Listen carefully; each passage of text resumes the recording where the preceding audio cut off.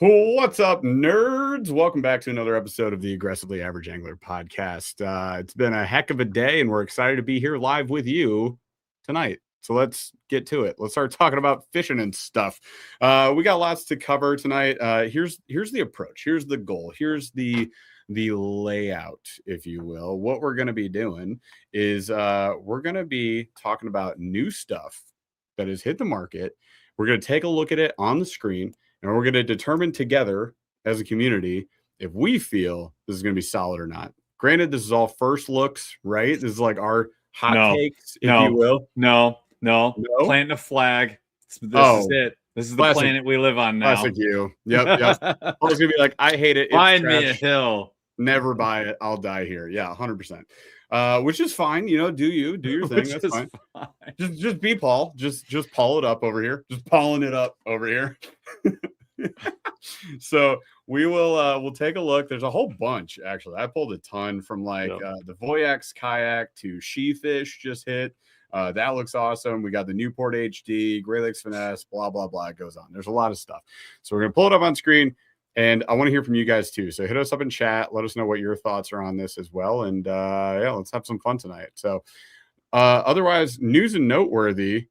We do have a kayak for sale. So if anybody's on the market for one, we're going to be posting up the Crescent Smalley.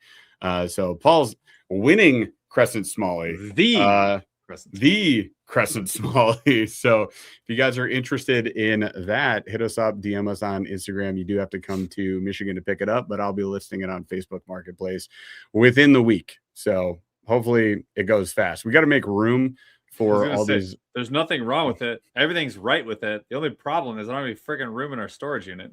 Yeah, exactly. So I'm trying to make room. We've got the Native Hammer coming in this Friday. Like in 2 days, I have to go get this thing.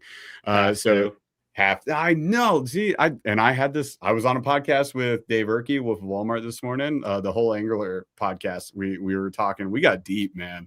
Which is a great podcast. I'll have you guys know if you're not following what's the Whole Angler, right?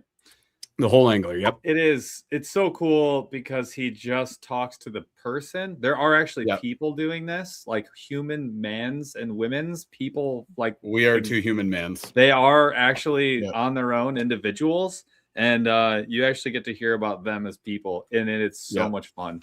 I did mine at 11 p.m. Eastern. We started then, and it was awesome. Yeah. I put my daughter on the school bus and I ran into my office and then I talked to Dave for 2 hours. So we had a time, we got into stuff, but that came up. It was like, hey, you gotta watch yourself. Sometimes it's easy to say like, I have to do this, I have to do that. And you got to pause, take a breath and think, I get to do that. We get to get these. I earned the right to do that. Exactly. So we are excited for it. So Native Hammer coming in, New Canoe UMAX will be a few weeks after that. And then we got to rig them out. We get to rig them out. We're going to rig them out. And we've got some stuff from Yak Gadget that we're going to throw on them. So first time getting to use that stuff. That is pretty cool. Got the Newport HDs came in. So we get to test those out too. And we've got the Garmin Force Current off of the Crescent Smalley, because we're going to be popping that onto a few different kayaks. We already tried it out on the Wildy. That was cool.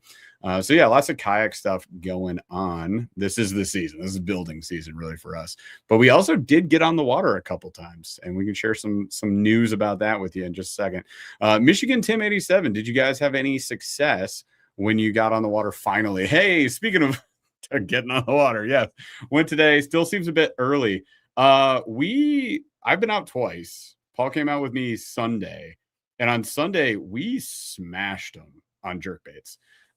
Particularly one jerkbait kind of dominated, and then the very close second, dude, the Flashpoint caught 20 fish between that. The only reason though that it wasn't a tie, I think, is because I had the other one going. I think I could have kept it rolling. Which was a bluegill Megabass Vision 110. White belly, blue purple top. The white accent was a huge part of it, and that Flashpoint was like pretty much all white. It's this and one. Continued to crush. It's like the OG. It's got a little blue hue in the head. Yeah, that thing freaking dominates. So literally, this was on my bench. Yeah. And then I had it tied on, and you had the Vision 110 tied on, and we swapped rods. We were testing out the ALTI from Casking and the MGTI and comparing them kind of like head to head. So we had 2 setups. We were fishing on that. Also got a chance to test a bunch of budget combos. I've been testing other reels and rods and all sorts of stuff. We caught the swear word out of them because literally, it's funny. I told Jeff afterwards, like, how often do you get on a jerkbait bite that's that good?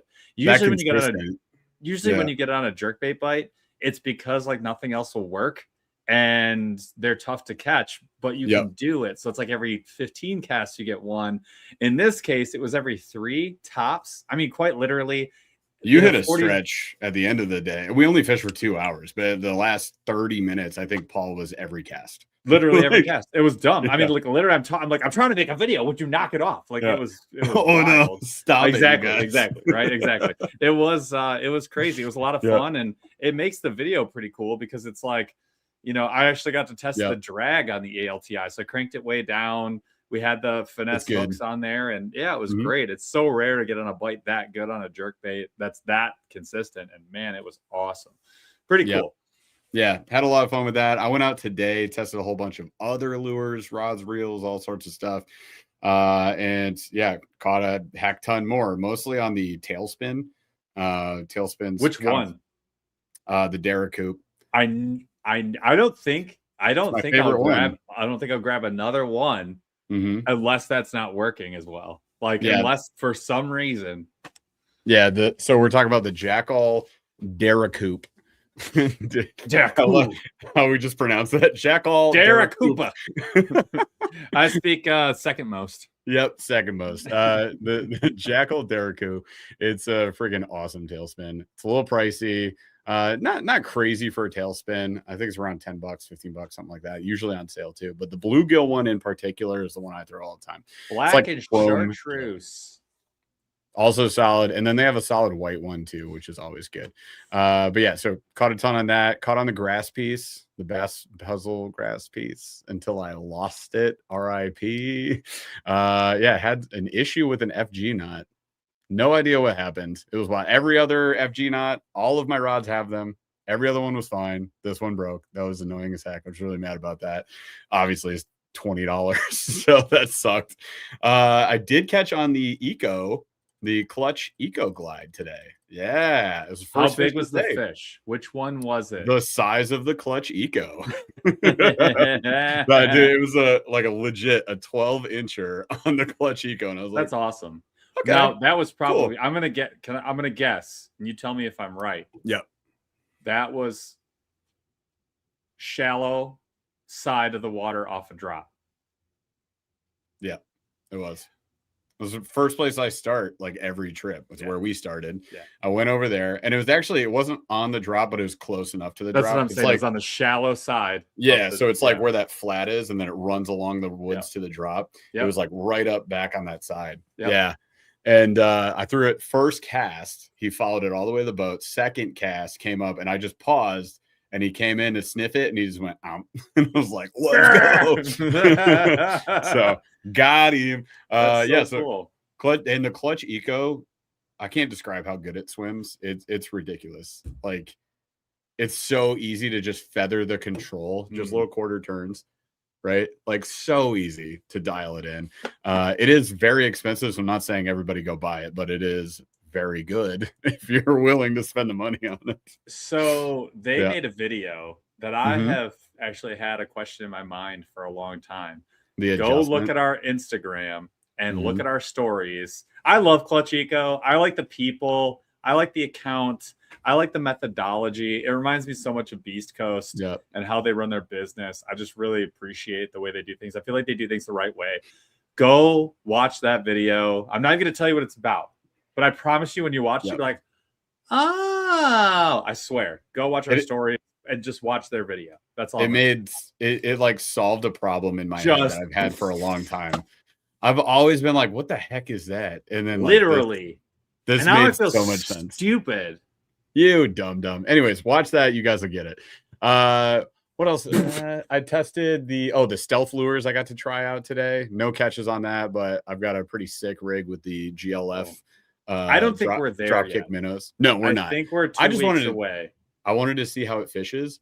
You can run the stealth lures so shallow and so slow. Yeah. It's kind of like in a month, I think. If we get water temp 55, 60. I think it's 2 weeks, because I think what will happen with that one, because it's so shallow, I think that one just has a smaller window of time, but it's probably insane for that window of time when they're really that shallow. And I think they'll be going nuts for it when it happens. Yep. And then the micro citizen, the working class zero, the micro, I caught a couple on that with the 2-aught Titan diver. Did it rip? No, it didn't rip. I actually got a huge bite on it. So I landed one fish, had a huge bite, something smacked it. And I was like, what the heck? Pike? Have you ever caught a pike in that lake? No. I've never seen one. I've never seen one. I've heard that they are here on this lake, but I've never seen one and I've never caught one. So they must just sit deep. I know it can't be that, because it's summertime. So where the hell do they go? If you were going to catch a pike, where would it be? In the grass, off the drops. All of those drops around the bowl, they'd be in the grass, dude. Yeah, that it's 6-foot grass. No, by that little island just past it. You should be able to go there like clockwork and go get one. But I've never caught never seen one. So not a shadow. There's no way that they're there. Yep. Yeah, it's wild. DeBurley, you're hammering me in chat, but it wasn't the improved clinch knot that broke. It was the FG, and I believe it was because I had a fray in the braid on the FG knot. Like, it just didn't lock down. Yeah. I don't know what happened. It just came unwound for some reason. Even if it, like, the top, Paul and I were talking before the show, even if like your little half hitch finishers on your FG knots, even if those come undone and a little bit of fluoro sticks out the side, it should still hold because it bites into the fluoro. And it's like 20 wraps in and out, back and forth. I've never had an FG knot fail on me. This is the first time. So I was like, dude, I don't know. Hands in the air. I don't know. Well, I mean, I've had other knots fail. Like, stuff happens. No, 100%. And every time it happens, you can be mad. There won't be a time when it won't. Yeah, it's not going to not suck, but I can't tell you why it happened. So it's really interesting. Like, we could do a whole episode on knots, but like, I'm not a huge like multi-knot guy. Like, I only use 4 knots. I got 3. I use 4, and that's it. Like, I use 4, and that's it. Yeah, I guess 4. There's not. That's 5. I do use a Palomar, but almost never. But never for baits. Never for baits. Drop shot, right? I use it for drop shot. Yeah. And I like the other one. I tried it. It's just not worth remembering. I don't think it's that much better. It's not. And then FG knot is my only braid to leader, and then braid to braid's double uni, and then I'll do the Alberto knot if I'm feeling lazy. It's okay, but it's nowhere near as good as the FG knot. So no, that's pretty much it, I think. Like, improved clinch. So I do a San Diego jam for my bait, and then I do improved clinch 85% of the time, because it's just great and fast and perfect. And then I do double uni 90% of the time. I use FG on longer leaders if it's going to be anywhere near the guides, and then I use a Palomar for a drop shot. That's literally it. I use a Uni FG Crazy Alberto. Like, big my favorite. My favorite. Palomar for jigs. You definitely can do that. I think it's a good option. There's nothing wrong. Look, there's nothing wrong with any of them for a jig. That's actually, so that situation where I know I'm going to be really setting the hook, like, and running through grass, because that like shock, I feel like is like the only time I've ever been like, well, maybe this would hurt an improved clinch, like if on fluoro specifically. So that's when that's actually the situation that I use the San Diego. Yep. Big Abasu, that's how I'm pronouncing your name, by the way. I love it. Do you guys use loop knots much? When it's called for, definitely topwater walking baits. Oh, that's true. So make it 6. Yeah, it's rare though. It is 6 though. It is. So it's 6, and that is like, man, yeah, okay, that's fair. It's one of those things like you can get away with not doing, but a lot of times, like a split ring does the same thing. Yeah, especially if it's the D style, the longer split rings.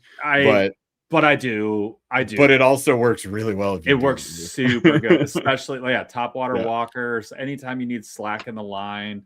It just depends on how much time we want to spend tying knots. Yeah, I know. I tied like 7 FGs on the water today, and my gosh, did I hate that. In the wind. Just and look, I'm just like wrapping. And that's the reason that I tell people to get a forward-facing rod holder, because when you get one and you set it right here, the bait is dangling at the perfect place for you to do all your work, and you don't have to like mess with anything. And tension so on much the FG. Better.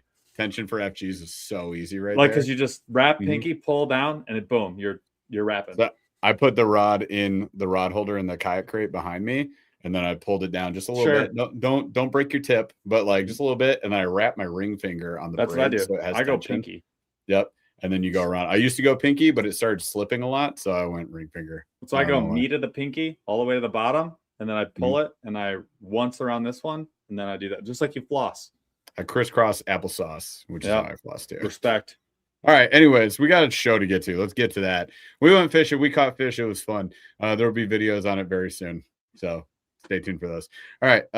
So yeah, let's get into it. We've got a members only coming up on April 14th. Just a heads up.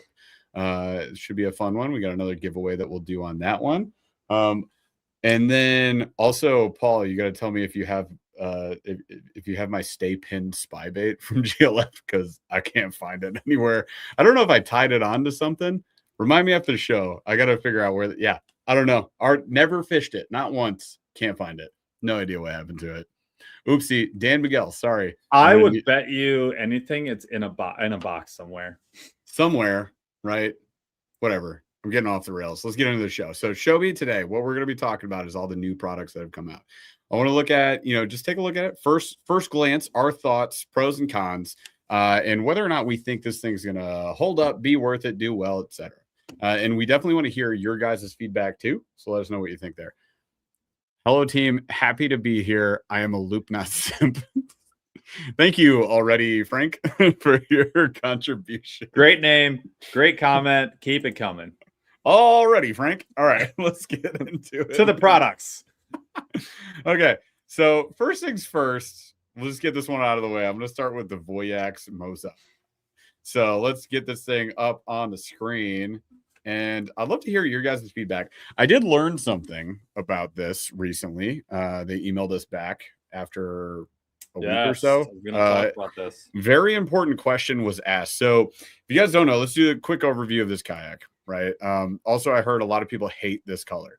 They're interested in one person. No, it was 5. I read the comments, but it was a select group of people. One person said something horrendous about it, but a select group of people just didn't like it. So they are taking surveys on this. They'll probably come out with some new colors. I don't know. Nobody really knows anything about this. That's the thing. Anybody who's running around saying, I know everything about the Voyax Moza, don't believe them. Also, this is just a sample at this moment. So it's not the final production unit. We'll get a lot more info at ICAST, including price. Nobody knows the price. They haven't released anything. If anybody says it's between $3,500 and $4,800, tell them to go kick rocks, because that's not true. We don't know. Nobody knows. But this is the advanced drive 360 unlimited, means you can turn the knob 100,000 times and the prop drive beneath it will just keep spinning. I know you guys have probably seen tons of videos on this point. We've done too. A ton of other channels have done a bunch. So you've probably seen this drive in action.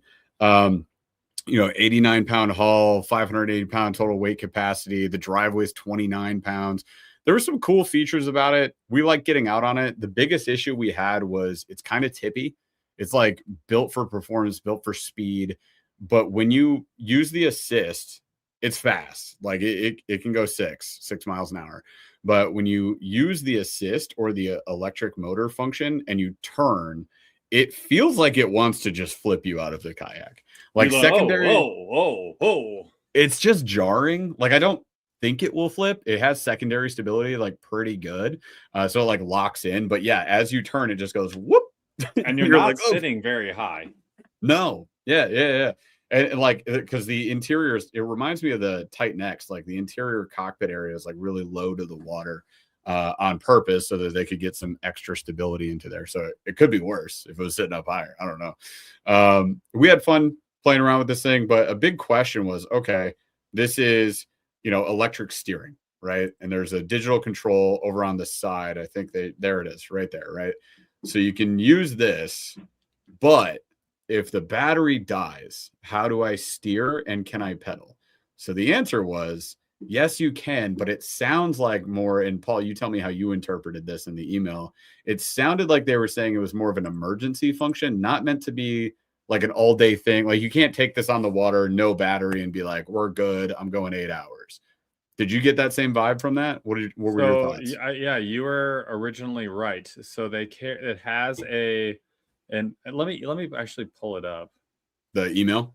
Yeah, give me a second here. 100%. So yeah, I mean, it sounded like from the email, there's like an emergency battery in here, like a just in case battery in the system that allows you to still steer the thing, even if your main battery dies, which is, good, ideal. Because otherwise, you're kind of stuck. Yeah, it's definitely not perfect because then, I don't know how long that runs. Let's say it runs you an extra half hour to an hour at best.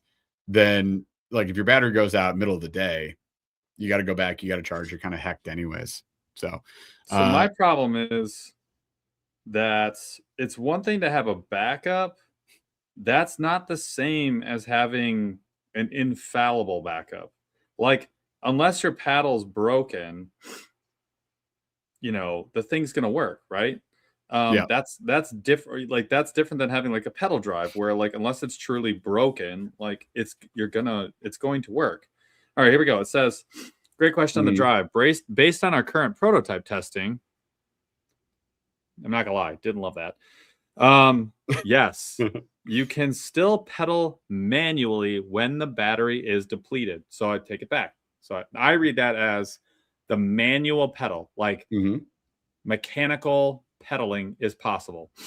On steering, though, because that's what I said. I was like, well, it probably is manual, because I noticed when you turn the drive, even when you're not pedaling anything, when you turn the drive, the prop turns, meaning there's a gear connection. And that gear connection means that, yes, they are connected mechanically. So I will say that, yes, you can pedal even when there's no electricity flowing. So that's great. The problem I brought up was, well, you can't steer because the steering is controlled electronically. And he said, on steering, the power management system is designed to reserve a portion of battery specifically for emergency steering. So you'll retain steering function for a period of time, even when the main battery runs low. That said, these specs are based on a current prototype, and the production version will likely perform even better. So like when I hear that, that's a great answer. It's good to have that. It's good to hear that. Jeff, that was your thought initially, was that there was some backup portion. So I think that was a great insight on your side. That being said, in a perfect world, it would just be like, yeah, things work manually. There's a manual way. Like, honestly, even if there was a way that you could just use cabling, like, to steer the rudder, or not the rudder, the skeg. Like, if the skeg could do it, could be rudder-ish, and you had like crappy but like serviceable steering, but you could still pedal, that would be awesome. Yeah. But I don't know. That's the only drawback, and it's not a massive one. I too do not know. So other than that, of what we do know, it performs pretty well. I would love to see some way that they could improve the stability. If this isn't like the final product, I don't know what they can do, but the stability is like the main concern that I have for it. Otherwise, drive's really cool. It's very fast. And I mean, I think they can make some major improvements to it, and we'll see what comes out at ICAST. I would imagine it'll be on the water at ICAST too. This comment actually pisses me off.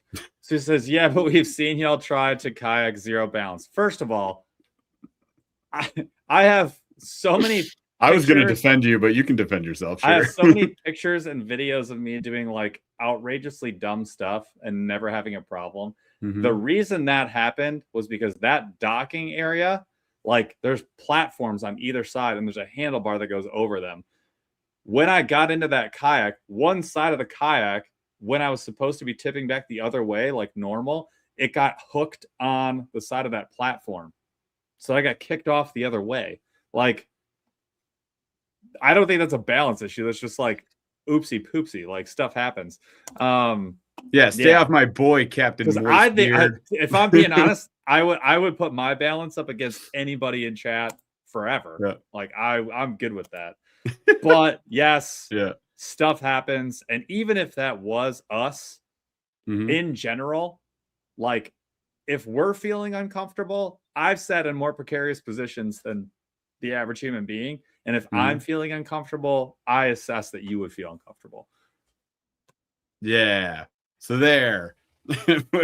Whatever. Anyways, this one, it feels tippy. Just so you know. It does. There's no getting around it, man. Believe us or don't, you'll find out when you get in it. So that's fine by me. Just don't take a turn at full speed. Not a good idea. Or do. We'll see how good your balance is. Oh, man. He's already getting feisty, you guys. All right. So that's enough of the Voyax. Let's move on. Hold on. We didn't say anything. What do you mean? Did we say? We never made a pronouncement about whether or not it's going to be. Oh, buy it or don't. We need another option. I thought we said, is it going to be successful or not? I think it'll be successful. Like, I don't see how it can't be. I think that people are gonna like the speed feature of it. It has down scan built into it. This is like kind of an all-in-one Bushi feeling kayak. I feel like it'll be successful if it is under $5,000. I feel like it'll do okay if it's between $5,000 and $6,000, and I feel like it's gonna tank if it's over $6K. Yeah, I think $6K is a price point that pretty much nobody at this point in industry, unless it includes a trolling motor and battery and a pedal drive, no one in industry can survive. And even at that price point, doesn't make sense. It just doesn't. I think that's a and to be honest, I think they're actually going to position this at like the sub 5,000. I think they're going to target like 4,900. I feel like they have to. It's one thing if Old Town puts out a $6,000 kayak, like they can deal with, underperformance. They can survive. A company whose only kayak have one thing they sell is $6K, unless they're funding their projects through 1,000 other things. Like, that's not going to do well. They're not going to hold up with that. So no, I honestly, having them manufacture the whole thing in China and ship it over, I don't think they need to make it 6K. Yeah, I don't know. DeBurley came up with this question right here. How do you rig the electronics? Just like any other kayak, man. There's plenty of room in the hull. They actually have a huge spot for the bottom for a transducer that's shielded already. It's legit. I mean, there's a lot of people saying that it's not going to make it. So like, ain't no one buying this for 4K. Well, somebody Voyax spend that much. I don't see this one making it. Look, I think that if companies, for a first kayak to come in this hot, to have this motor, I don't think the hull has to be any better than it is to be super successful. This thing is fast as fart. It's fast. I mean, it's powerful. This is a prototype, and it's already better than a whole bunch of kayaks that are out there. Does it need refinement? Sure. There's no perfect kayak. I'll tell you right now, there's no perfect kayak. This beats a lot of them that are out there, though. So this has come up a couple times, or I guess it was the same guy twice. What price point makes it a success? It includes the battery. It includes a fish finder. It includes a motor, a trolling motor. Look, you basically get a pedal version of a Garmin Force Current built in. Yeah. From the day you buy it. If this thing is 4,500, they're slamming. It's an autopilot, but faster with a few new, better functions. With pedals. You get pedals too. Like, I don't know what more you really want, honestly. Yeah. Like, what more you guys asked for? They literally were like, what's everything we can put in? Put it all in. And it all functions. And we'll throw in the fish finder. And then we're going to make it under 5K if it happens. I don't see how it's not an absolute must consider at every price. Yeah. The autopilot's already 4,500 to 5K, depending on what size you get. And it does half of this at less speed. What are we talking about? Yeah, you guys gotta. Like, I hear you, because you just see 5K, but like if you think about the fact that it does what another already existing 5K kayak does and more, and then also solves a lot of problems if you were to get a kayak and then buy a motor and then do all these other things, like you're well above that price point anyways. But look, I hear you. If you're looking at 5K for kayaks, doesn't make sense. I totally get that. Totally, get a cheaper kayak. You can definitely do that.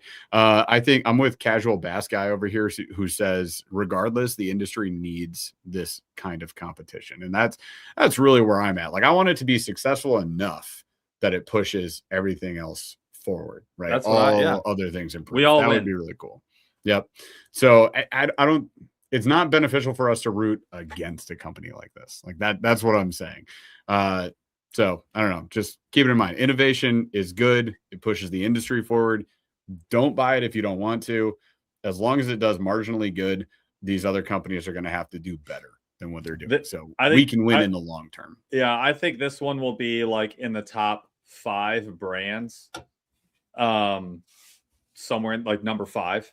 I don't think it will crack the top 3 brands, but at launch, we'll say a year in. And I think you will see quite a few people rocking these. And I think that's probably where they'll end up if the price point's sub 5,000. If it's over 5,000, there'll be a player, but everyone will be talking about when are you going to release the second one, fix the price, and fix 2 or 3 other things. They'll probably take away 2 or 3 features, drop the price, improve the hull, and people will be a lot happier. Yeah. Yep. And hopefully that's what they do. We'll see over at ICAST. Also, the realist John Doe, the realist John Doe, not the fakest John Doe, says AAA needs to design and build a kayak. Man, I can't tell you. There's like few things I would love to do more than build a kayak. That's probably one of the only things in the industry that I would like go into. I would. We have to build 2. There's 2 kayaks that need to be built. The river yak and the lake yak. No question. One's purple and chartreuse. One's chartreuse and purple. It's the accent. That's what it's about, dude. Yeah. Dude, I'm with that. That would be freaking cool. Yeah. All right. Well, that's enough for Voyax now. Yeah. Do we cover it? Let's move on. Let's do it. Let's go to what's the nextest one? Oh, Berkley. Let's do that. All right. So Berkley.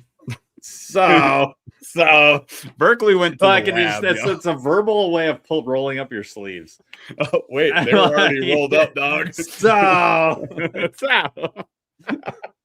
All right. You guys have probably seen a ton of content. Some of our friends went to Berkley. We didn't get an invite. That's okay, Berkley. My feelings are not hurt that much. I don't care at all. I didn't have time to go, and I didn't really want to go. I'm kidding. Like, it's always cool just to meet up with people in the industry, regardless of liking the product or not. But they invited a bunch of folks out there, and they took them through the lab test, really. So they got this new lab series. The packaging looks like Nicorette gum. So it's like, does this not remind you of that? It's like a little pill packet is what this looks like. Looks like birth control. Okay, sure. I'm used to that being in like a radial dial, like a little you don't circular. Know what's in there. It looks like the case that it comes in. I don't know what's in there. Well, I do now because I've seen the bait. But anyways, now you do. But like, you don't know. Yeah, you don't know. So here are the baits. We got the minnow, we got the finesse worm, we got the flat worm. I mean, these are all very, popular baits. We've used these baits. They're great. But what they've done differently is I love that they call it slime. So we have the Power Bait Max Slint with the rapid release slime disperses scent the moment it hits the water. Right. So they showed this, they demoed this, they dropped it in. There was like a purple mist hue. Not new to us. We've seen that from Bamboo Bear was an example who had a scent like that came in colors, came in an injector. They actually sold their injectors to Bait Fuel. Bait Fuel now has that too. So your net baits, anytime you get those, if you get the Bait Fuel injectors, you can do that too. But they've done this scent dispersing, right? So it's powered by Power Bait Max Scent, all that stuff, blah, blah, blah. And this is what it looks like. It looks disturbing, but this is what Dylan Nutt won the classic with. This bait right, the minnow in particular, he was just shaking a minnow, and it was this one, and he wasn't like allowed to talk about it when it happened, but they have to talk about it. So then Berkeley was like, well, everyone to the lab, we'll just show the world so we can have the release happen the way we want it to happen. Interesting. Before I comment on this, Paul, what are your thoughts? Look at that slime. I think these are going to be so expensive. These are poured. I think these are going to be like hand. $12 or $13 a pack. They have to be USD. When I see small batch poured, they're not saying hand poured. First, right? Sorry, small batch poured. You're right. I want to be super clear about that. Very big difference. So that saves like, you $5 a pack. Yeah, but still, they're going to be so expensive. I think that if I'm being perfectly honest, I think this is a lot of marketing. A lot of marketing. Berkeley's been positioning themselves like this for a long time. Whenever I see premium packaging, they are $15. $15. There you go. They're going to be that's $1 million to me for 5 to 6 minutes. You're out of your mind. And I like, and look, I'm a big MaxScent believer. I do think it works.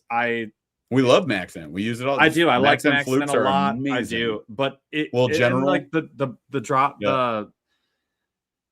the flatworm is like one of my favorite baits. But like the other thing is like this is, I think Berkeley's been positioning themselves like this for a long time, and we know that it's not true. Like the whole Ike thing, like I designed this bait in the Berkeley labs. These all of the Berkeley labs baits were knockoffs. So I don't know, man. Will they catch fish? Absolutely, they will catch fish. Oh yeah. Do they have a lab?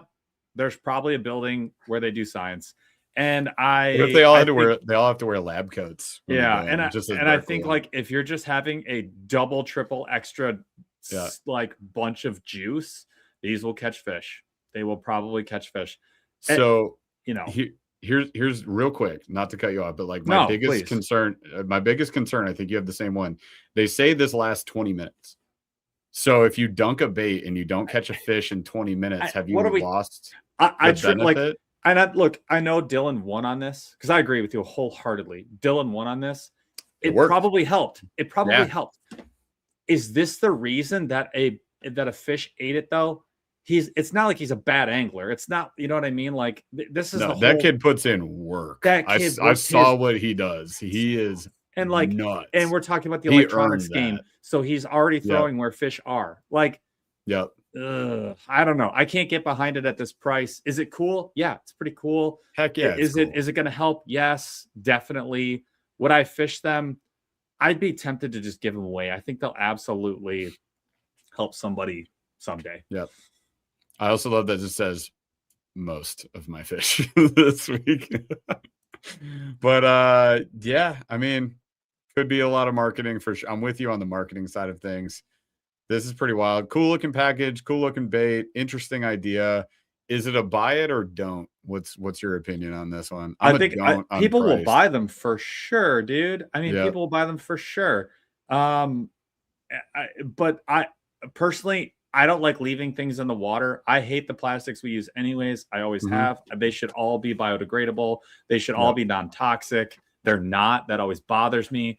And I think we're just doing more of that, and we're upcharging for it. Anytime I see expensive packaging, I just think that's what you paid for. So for me, it's a don't. Yeah. Now, will these be successful? Dudes will buy these. Dudes it's Berkeley, dude. This will get done. It'll happen.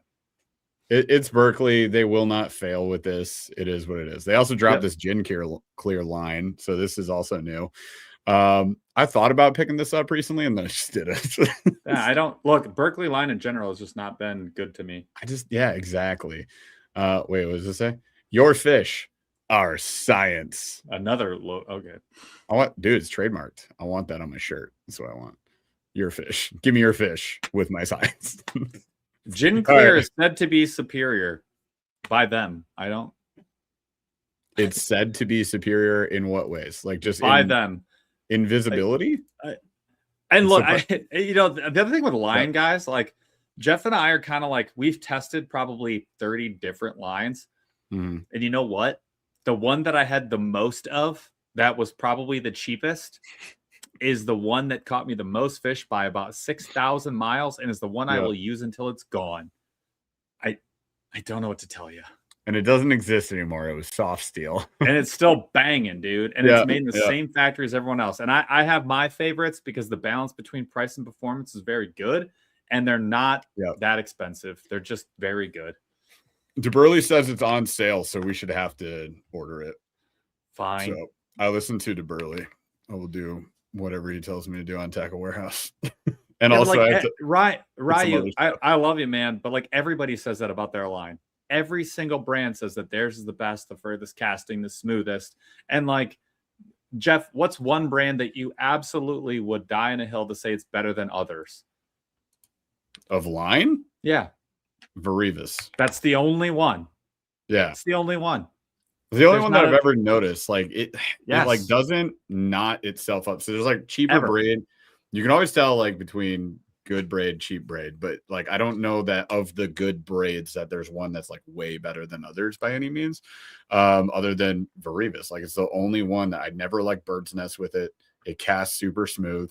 I've always liked it. I'm checking out. I'm going to try their fluorocarbon that they have for BFS. I'm going to go straight fluorocarbon on the Daiwa PF or this is filler spool. It's not even whatever. Yeah, this is just filler spool. Well, it's just the one I clicked. They have like a full spool and all that other stuff too. But yeah, we'll put it on the list. Put it on the list. We'll pick some up, whatever. So we'll get that. All right, what's next? So Berkeley, we went to the lab. It worked for Dylan Nutt. Congrats to Dylan Nutt for winning the classic. Anybody who's saying that kid didn't deserve it, you guys should stop it. Knock that off. That kid works his freaking ass off. So he absolutely. You think the other guys weren't trying? Yeah, like everybody just took a nap. No, that kid hustled. He earned it. Did you see his face? He looked like he stood in a tornado for a week. Yeah, dude. That kid he did more practice than probably anybody. So earned, deserved. Leave him alone. Moving on to the next thing. Newport HD. Ooh, they HD'd it. All right, so I just got I didn't take it out of the box yet, but I do have these. So we have the NK HD, the 300 and the 180. So I was going to put it on the Wildy, but it would have been last night at midnight, and I didn't feel like it. So my favorite time. It's my least favorite time to use power tools. So, and that was after, oh my gosh, you guys, I put the Garmin Force Current on the Wildy, the Tactical Pro 128, and I had to use whatever bolts I had. And the ones I had got jacked up, like stripped out. Definitely recommend using lag bolts for that, like hex heads instead of Phillips heads. Not a great idea. I agree. Fully stripped out. I had to cut them off with just like the Dremel, but with the metal cutter bit, whatever, like the angle grinder bit. And I had to just cut it off. So that sucked. But anyways, remove that. Now I can put on the NK300 and try that out. And then we've also got the Hammer coming. So our goal is like, we're going to take the motors we have and we're just going to put them on every kayak we have so we can see how it performs on different things. So the Garmin on the Wildy was pretty rad. I had a good time with it. And now I'm looking forward to test this out. So if I go to the NK, we'll just do 300. Do they sell all the different models still? They don't. So the HD is all you're going to be able to buy at this point. So if you're going to get a Newport, you're getting the HD.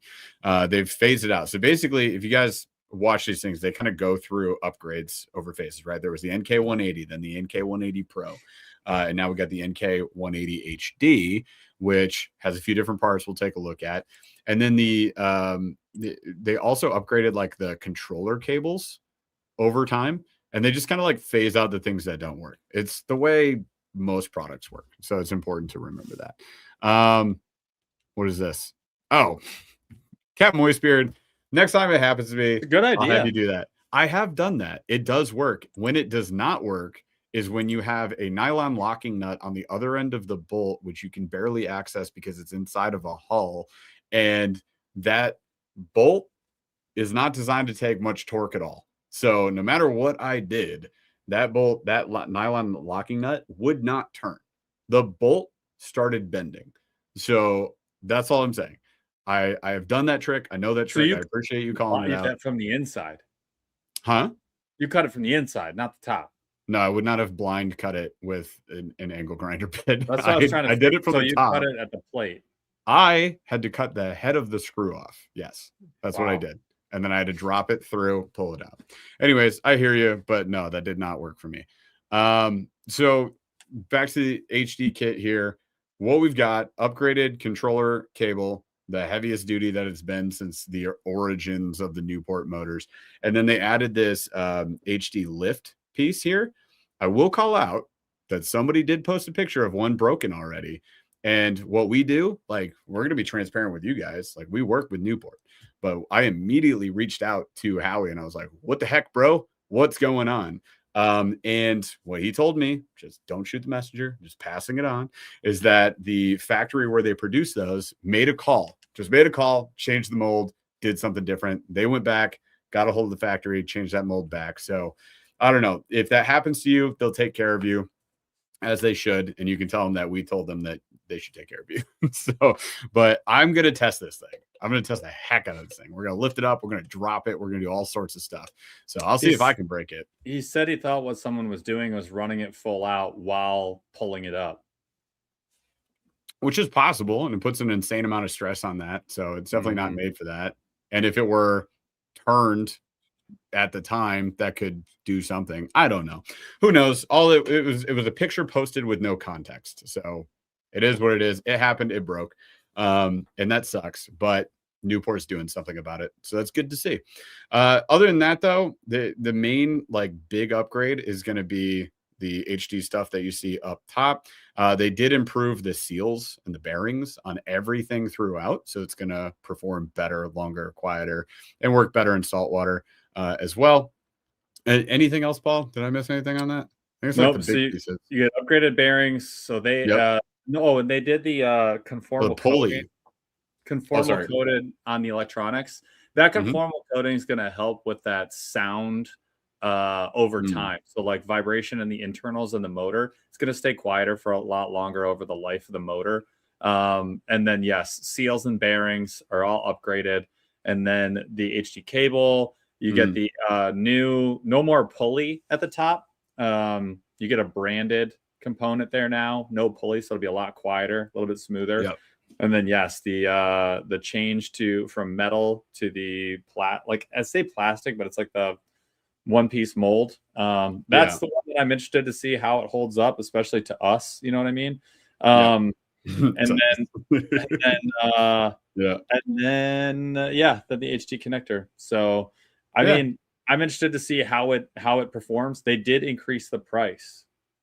They did, and I think they were going to increase the price of the motor anyways. Exactly. And they use this as a way of like a give back. It's right? an olive branch, I think.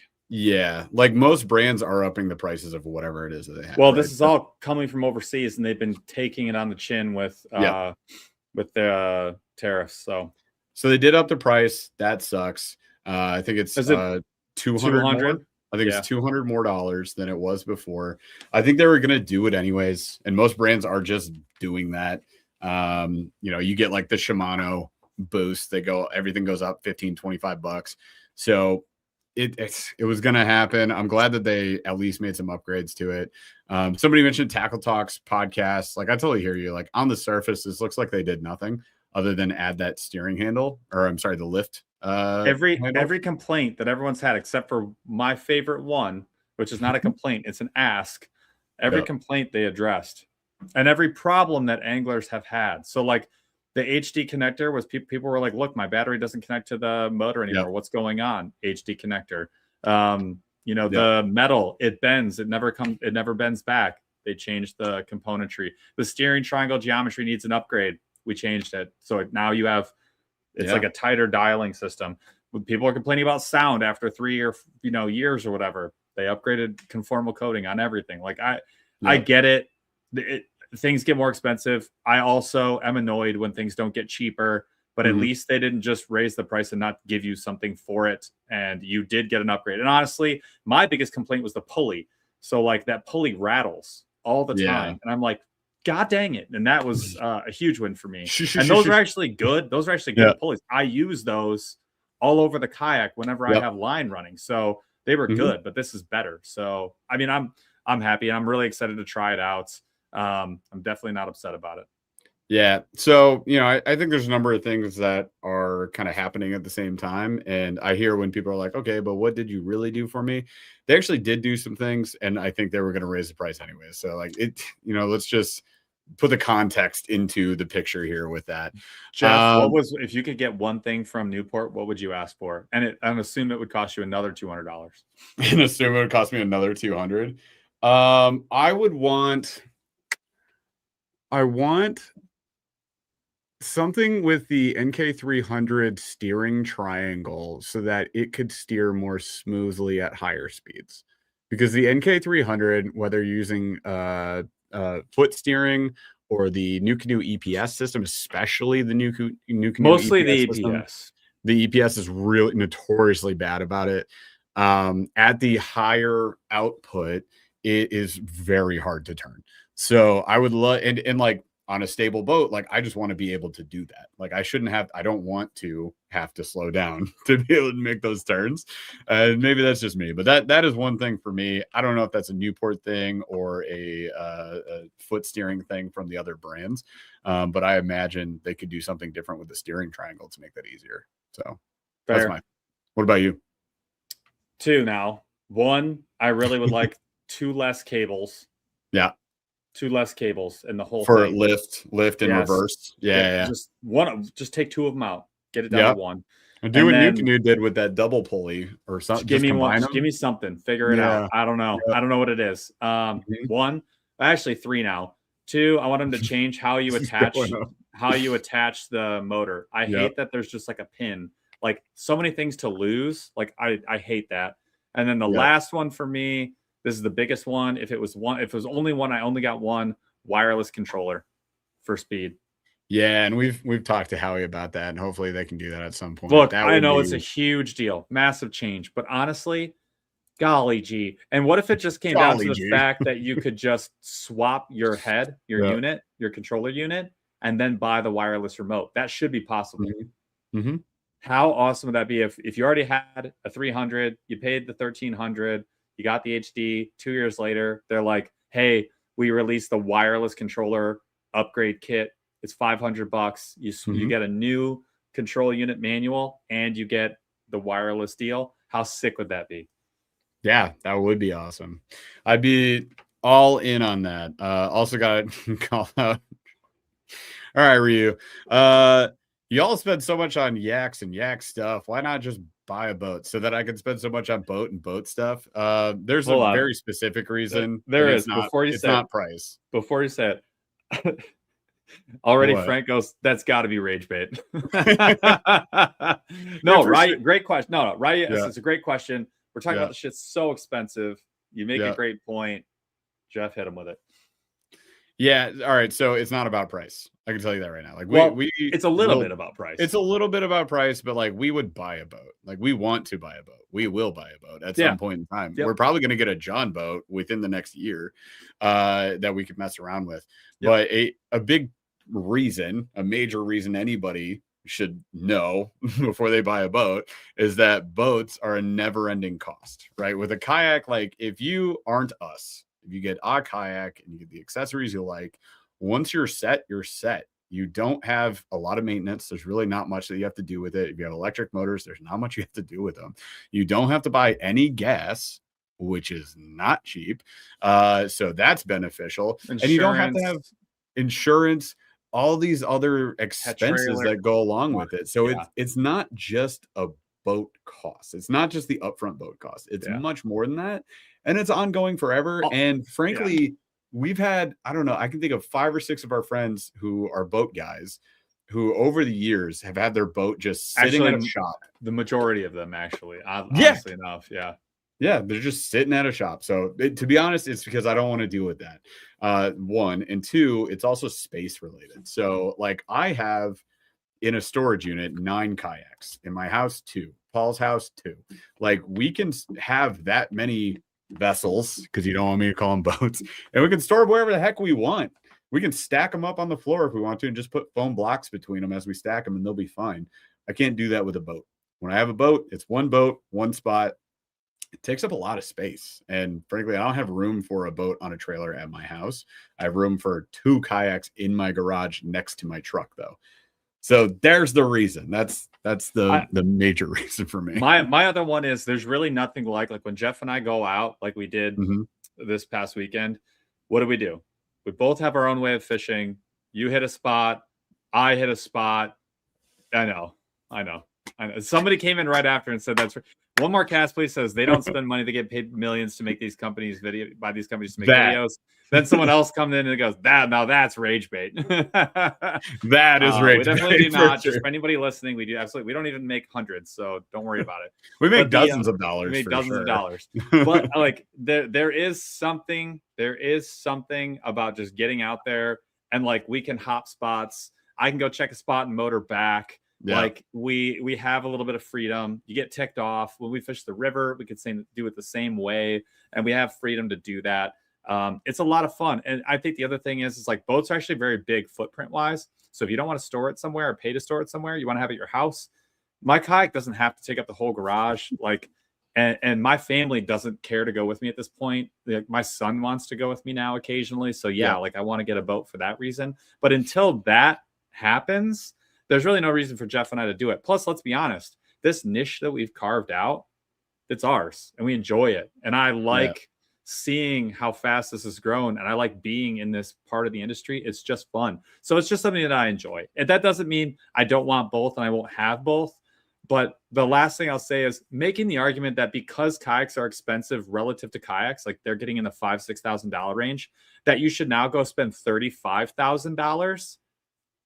That's crazy, right? That's nuts. Or you get a 5K used boat and you sink a bunch of money into it, 10,000 into it. All of a sudden, it's now still far more expensive. Like that's crazy. Yeah, kind of. So, I don't need a loan. Even if I bought my kayak cash, I wouldn't need a loan. I would just own it. So that's what I'll leave you with. And look, if you're a boat person, that's great. I support you. If I saw your video of you rigging out your John boat, I would be like, dude, that's so cool. I can't wait to do that. And like, I think kayak anglers, we just want that too. Like, say that to me. Just be like, rad, you're a little plastic bathtub. I hate it, but good for you. Like, that's all I really want. Yeah, who cares if you love boat? Like, just because I want to own a kayak doesn't mean that I think nobody should buy a boat. Yeah, I've never said that ever. No, and yet the boat guys are always like, "You shouldn't own a kayak." Not that Rayu was saying that, but no, not at all. Yeah. Anyways, love the rage bait tonight, you guys. Keep it coming. Yeah, fire it up. Make it rain. All right. I think the Newport HDs. Look, you don't really have an option. They are going to be successful because it is the best motor you can buy right now. It's the most heavy duty, has the best quality. That's why we like to work with them, because they are the best. And the company actually is solvent right now. So that's also super helpful. So in my opinion, I think they're going to be successful. I think we're all still waiting for the next jump in evolution for this type of stern mount motor. Garmin made a big leap, but like really the Garmin can't compete with the 300. It just can't in power. And for river fishermen, which that's what we are to our core, this is the one. So I think, absolutely. Yeah, I'm with it. Vintage Fisherman says, get a John boat, then get the Newport NT 600. So we have the NT 600. And I had it on a boat. And it's on the Crestcraft right now. I have to trim it out. I have to work on the settings quite a bit. Yeah, it's great. And if we got a John boat, when we get a John boat, I'll even say it like that. When we get a John boat, like we'll put it on there for sure. It was so much fun, guys. Like I told Jeff, I was like, honestly, if this is my daily driver, I would be thrilled. It was awesome. I used 2% of the battery. the rage bait that's popping off in here is pretty classic. I know. One more cast, please. This is the only one I'm calling out. We're moving on. If you don't only wade fish, you're a poser. I say we bring back the word poser. Make sure everybody knows that. Start throwing it out there. Call people posers. It's hilarious. All right, let's talk about Great Lakes Finesse. Next is GLF. So we got 2 drops. Dan Miguel was on the podcast recently, so we won't spend a ton of time on this, but I do want to hit it at least. Yeah. So they've got the Stay Pin Spy Bait, RIP to mine. I have no idea where it is. Dan, send me more, please. I think they're out everywhere. Nah, it's somewhere. I'll check it. I don't have it here. What? Your stay pins? I think I do. Don't worry, we lost both stay pins. Spy base. No, I don't. It's in the kayak. It's fine. I got it on screen, man. All right, so stay pin spy bait. This thing's pretty cool. It actually does something different for spy baits, which nobody has done in recent years. So matte finish blades, the top hook that comes out in free swing, so that you have a higher hookup ratio, and then. And then you got the hole actually is under the chin and then comes out the gill plate section there. So it causes a little vibration as it runs through the water. Haven't fished it yet, but it brings something totally new to the table and looks awesome. So I'm stoked for that one. What are you getting rage baited by over there? No, dude. I'm loving this right now. This is great. Not a dang thing. All right. No, I think this bait, honestly, I think the reason that we have such a great relationship with the Pradco team is because one, Great Lakes Finesse, they make baits for like where we are, like that. These work for our fish, for our water so well. So yes, man, like duh. Like all my biggest smallmouth have come on baits that are under 3 inches. And then we're talking pushing the 6, like right up, smooching 6 pounds. So take that for what it's worth. Great Lakes Finesse, their first foray into hard baits. This is a banger. They chose the hardest thing to design, and I think it's a home run. And there's not many companies that I trust to put this much R&D into a bait, and almost zero of them in the United States. Like none. Like in Japan, sure, this is Japan level R&D. So banger. This is so cool, and it actually is an innovation. Like this is an actual innovation. Did you see that comment the other day that told you to stop saying banger because it doesn't mean what you think it means? I don't care. I don't care. They posted a definition, and banger refers specifically to songs. It's like musical format only. Like, so I was like, okay. Wow. I think my response to them directly was, okay. You get the okay. They're not even worth sarcasm. No, okay is the sarcasm. It's the okay, but I don't care. Okay. Whatever, bud. Anyways, that's when you get hit with the buddy. Okay, bud. All right, chief. All right, pal. I'm gonna keep it going. Guy. I caught some on the Juvie Craw today too, actually. So Juvie Craw is such a friggin' banger, dude. It just you can't say that anymore. I'm gonna just now that's all I'm gonna say. All right, what was the other one? Oh, the dropkick shad. There it is. They also have a 3.25 inch size now of the dropkick shad. So I think it's a banger swim bait, and you guys should definitely throw it. The upsized version is awesome. I put it on an A rig today. I didn't catch anything on it, but it was cool, and it was definitely a banger. All right, moving on. 325 is that perfect size though. It really is. Like perfect. Those things are awesome. All right. This also dropped, but this is not a picture of it. This is the Evolution Ballistics terminal box. Now they have a teeny tiny mini version of this. Get out of here, pop-up ad, which is, look at it. It's so cute. 3,500 size. I switched all my terminals to this. So it prevents me from bringing too much terminal because it'd be tiny. And it's solid. So that's what I'm using for terminal this year. Any trip we go out right now. Same durability as all the other ones. These are awesome. These are great. I mean, it's really hard to complain, especially at the price, $20. Yep. Yeah, $20, 20. Yeah, this one's 25 to 3,700 size, but this one will be around 20. I think it'll be $19.99. I mean, they come out like this week, right? Next week? No. Don't say that. Don't get us in trouble. They come out in May. Oh, that's right. Yeah. It's a May release. May is basically next week. Don't kid yourself. Plus a month. Yeah. Yep. A month is 10 minutes these days. Well, no, it's a lot more minutes. You're right. It's 5. Yeah. Like 5 minutes. They're out now. Quite a few minutes. More than 10. All right. Anyways, 3,500 size is sweet, and this will fit in like little backpacks and stuff too. So you just got to take a little bit of terminal. Like this could be your go-to. I like it. Definitely a buy it when it comes out. How many terminal boxes do you know that are $20, Paul? Yeah, frick, like none unless they're on super sale, and not at a 3700 size. Yeah.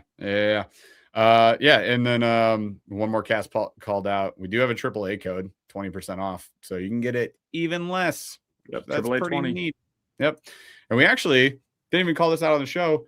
We have a crazy Shopify store now because we've been adding all the cool stuff from other folks. So if you're watching on YouTube and you go right below here, there should be a little shop. It only shows like 7 things, but the shop has 700 items in it based on like colors and sizes and all that stuff. But there's a ton of stuff in there, from like kayak cushion to Naqua batteries to cool merch and apparel. Kayaker Dye is in there, which they have sick apparel. Evolution is on there now. There's all sorts of stuff. So if you're looking for something that we talk about, it's probably in that store. There's a lot of stuff down there. So this is, to me, this is a win. What about you? I think that little box is sick. Yeah, it's a dub. And they just announced today that they probably have a murdered out version of that box coming soon, is my guess. Darth Vader version, the red? Yeah, blacked out. Oh, all black on black? I think so. They teased it on their Instagram. Okay. That sounds sick. Yeah, right? Yeah. Pond Pirates called out the battle box. So the Calcoats battle box is like the one terminal box I don't think we ever got. I'll be honest, I never, if I had a boat, speaking of the boat conversation, I think that makes total sense. I don't love that. It's pretty bulky. I don't love putting that in a kayak. Nope. It is cool. I like how they have the little they remind me of like test tubes, but little cylinders storage, but it's like foam on top and bottom. So it kind of prevents the weights from like jumping around a ton, because you can just smush them down and then they don't get damaged. They don't make a lot of sound. It's a really cool box. So huge win on that box, but I'm not going to buy it anytime soon. Nah. Yeah. It's just not really for us, I think. What was next? Moving on. We're flying through this. So Evolution is a win. Maybe my favorite. Sheefish? Dude, this is sick. I love this. The glitter dough. All right, so we're trying to learn more about this. They started the drop came out. Was it this weekend or like Monday? I think it was a couple days ago. Yeah, so like Monday, their team of influencers that they're working with started making posts. And you know, we've been following all of them for a while, and they make awesome content. And yeah, they started posting these, and I was like, oh hey, that's cool. So it's like rods and reels made for ladies. Neat idea, because there are a lot of female anglers and they get massively under covered in terms of product or even content. Brands out there, really, they're not represented by brands very much. So I think this is a super cool idea, and I hope that it's really successful. I also want to learn more about it because the website is not up yet. So all I've seen is what's on social media. We've reached out to them already. We're going to try and get them on the podcast. So if anybody knows them, we've already talked to a few of our friends. Cupcake Coley, shout out to you for reaching out on our behalf. So anybody knows them, I would love to find out like who's behind the brand. Let's get them on. Let's talk to them, or maybe one or two of their influencers or something. That would be really cool. But looks neat. Dude, did you see the print? Like the cheetah leopard print, whatever one? Yeah, dude. That goes on the baitcaster too. I know. It's kind of wild. Yeah, I mean, I think it's neat. What do you guys think? I think that like if that's what women want and it gets them excited about fishing, why would we not make that? It only helps all of us. Like, dude, why not? Like it's going to be a Doyo made reel. It's going to be the same reel that we all get. Mm-hmm. It just looks it's marketed towards them. And I like that it's like, it's obviously angled towards females, but it's not just like pink only, or like, you know what I mean? Like it looks like it actually is supposed to actually function, and it is obviously a female oriented design. So like, I'm sure as long as the action's good, as long as it's decent quality, and as long as it's not $1 million, this will sell. And it should. And it only helps us. Yeah. I also love how everybody's immediately like cheap Chinese. I can't believe that. Like, you literally have not, no one has seen this. Not a single person has seen this. I don't get it. It makes no sense. This community, this industry has made this community so negative. Like So everybody's negative, dude. so negative about everything. You guys haven't just seen let it. them have something. Christ. You haven't used it. I'm sorry, but that's silly to Well, say look, that. nobody says. Well, I said nobody says. Nobody nobody's 7 and M says, okay, as a woman, nope, it's insulting. Look, I get that. I do. I totally do. And if this is not for you, it doesn't have to be for you. But I think like the pie, there can be concentric circles. There can be the circle of women who's like, give me all the whatever's out there already. That makes me happy. Don't pander to me. That can be you. Then there can be over here all the people who are like, I want something for me. I think this is cool, and we can give that to them too. Like, it's for me on the men's air quotes side of things. It's okay to have PC fun. It's also okay to have proficiency that is for 10-year-olds. We need that, because guess what? That 10-year-old is going to be 25 and buying Shimano stuff someday. And if PC fun got them into it at a cheap price, or if proficiency got them in because it looked cool and was designed for them, that's more fishermen buying more licenses, protecting more water, making stuff cheaper for us, protecting our access to water. That's all that we really need.